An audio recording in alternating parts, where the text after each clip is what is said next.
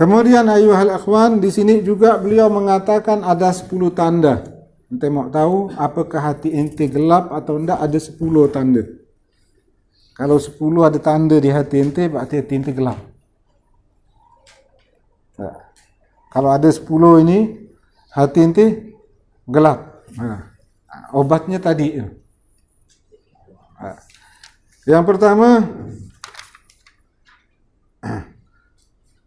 la yakhafu fima aw'adahu Allah bin nar wal azab wal la'nah. Dia tidak takut pada sesuatu ancaman, ya kan? Ancaman oleh Allah dengan neraka atau azab atau laknat. Dengan ancaman neraka, ya kan? Dengan laknat Allah, tentang azab Allah, tidak ada rasa takut di hatinya. Itu tanda pertama. Jika ini Allah mengatakan jangan zina, masih melakukan zina. Jangan riba, masih melakukan riba. Ancaman zina seperti ini, tetap melakukan. Ancaman riba seperti ini, tetap melakukan. Jangan lakukan ini, ancaman seperti ini, tetap melakukan. Tidak ada rasa takut dengan ancaman Allah, tidak ada rasa takut dengan azab Allah, tidak ada takut dengan ancaman dari nerakanya Allah, maka ini tanda pertama bahwa hati kita dalam kondisi gelap atau dalam hati kita berkarat. Ya, itu yang pertama. Kemudian yang kedua, la yarju fima wa'adallahu ta'ala minal jannah wa ridwan. Ketika Allah menjanjikan sesuatu dari surga atau keridhaannya, kita tidak begitu tertarik. Allah mengatakan, seperti Rasulullah mengatakan, 2 rakaat sebelum subuh lebih baik daripada dunia dan seisinya. Atau barang siapa melakukan ini akan aku bangunkan gedung. Barang siapa yang melakukan akan mendapat ridhaku. Dia biasa-biasa saja. Tak begitu respon. Biasa saja. Enggak dengar gitu langsung semangat. Enggak. Biasa saja. Berarti hatinya dalam kondisi gelap.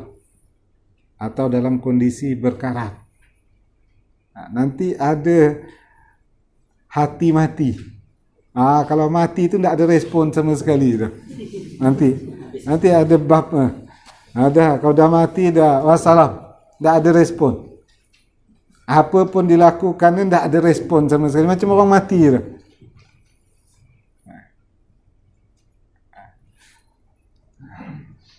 Kemudian yang ketiga, la yantafi'u bil ilm.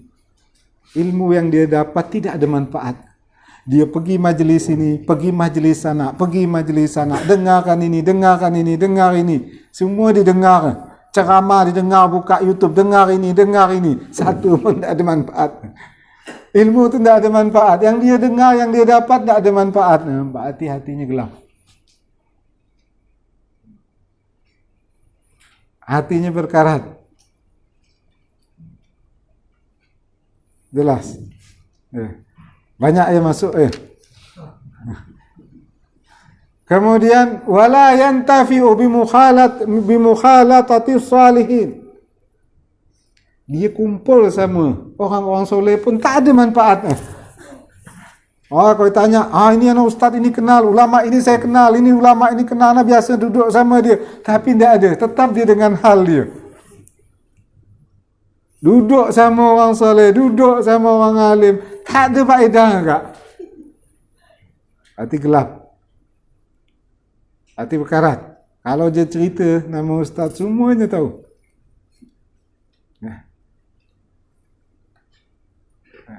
Anak dekat sama ini, anak dekat sama ini.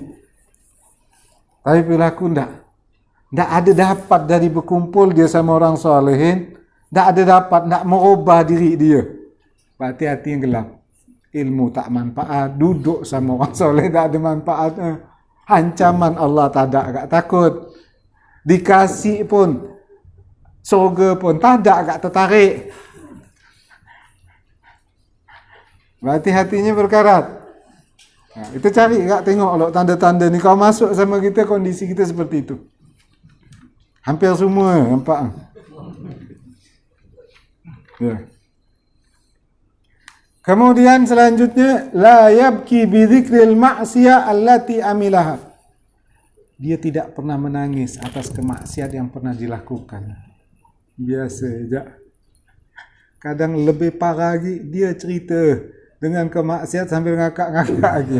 Bukan nangis, ketawa lagi. Dia bermaksiat, dia tidak pernah menangis atas kemaksiatan yang dia lakukan. Kalau Sayyidina Umar itu hampir setiap hari dia menangis atas dosa yang dilakukan. Dia pernah nanam anaknya hidup-hidup. Ya. Maka orang bermaksiat itu zikir yang terbaik untuk dia, tangisan dia. Ibadah yang baik sama dia, paling baik untuk orang ahli maksiat itu ketika dia ingat dosa, dia nangis.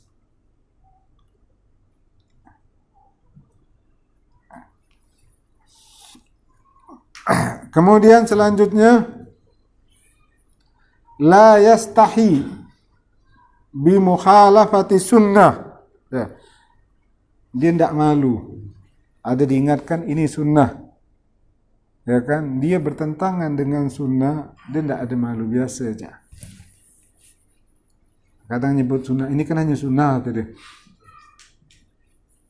Ya. Ini kan cuma sunnah. Tidak ada respon. Pokok semua kebaikan, udah, tidak ada respon semua. Terus, la yakhsaru bitarki ta'ah. Ya. Dia tidak merasa rugi ketika ketaatan lepas daripada dia. Andaikan dia biasa selawat, hari ini tidak sempat selawat, biasa saja. Dia biasa solat jamaah, lalu akhirnya tidak solat jamaah, ketinggalan solat jamaah, biasa saja, tidak ada respon. Ketaatan yang luput dari dia biasa-biasa saja. Kalau orang dulu, ya, dia biasa solat jamaah, lalu tinggal solat jamaah. Tinggal solat jamaah itu bukan disengaja, karena ketiduran dia, kelupaan. Dia nangis, lalu diganti solat jamaah dengan 27 kali solat. Ada responnya. Orang buta ni kan macam gini, ente bilang, tak, rumah tu bagus, gunung bagus, gelap, mana nampak? Tak ada respon. Ya. La yajidu halawatu ta'ah. Dia tidak pernah merasakan manisnya ketaatan. Ya. Sudah masuk azan. Kemudian la yahtam bima asabal muslimin minal bala wal mihan. Dia tidak pernah prihatin terhadap bala, musibah yang menimpa kaum muslimin, dan tidak ada respon sama sekali. Musibah-musibah yang menimpa kaum muslimin, dia biasa-biasa saja.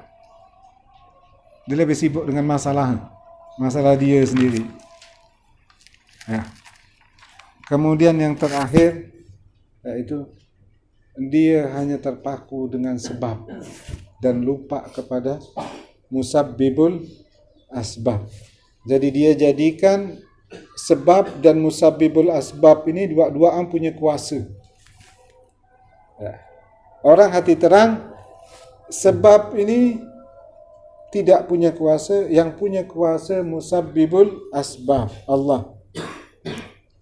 Kalau hatinya gelap, dia akan melihat sebab yang berkuasa, bukan musabbibul asbab. Itu jadi berapa? 10 tanda hati orang itu gelap, tanda hati orang itu berkarat.